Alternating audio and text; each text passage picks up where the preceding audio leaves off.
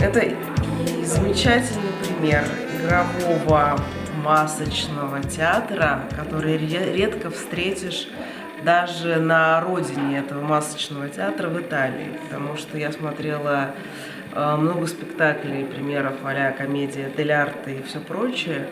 Плюс ко всему здесь эта замечательная игровая актерская природа наложилась на такой народный фольклорный материал, что мне кажется, и это соединение вылилось в такую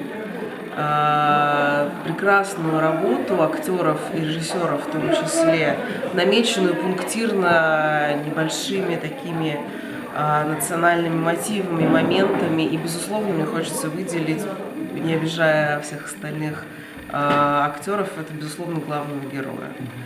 Это вот тот фантастический пример перевоплощения именно в таком игровом плане. Поэтому вот мне хочется пожелать театру удачи, мне хочется пожелать жителям города почаще приходить на их спектакли, и я вам искренне завидую.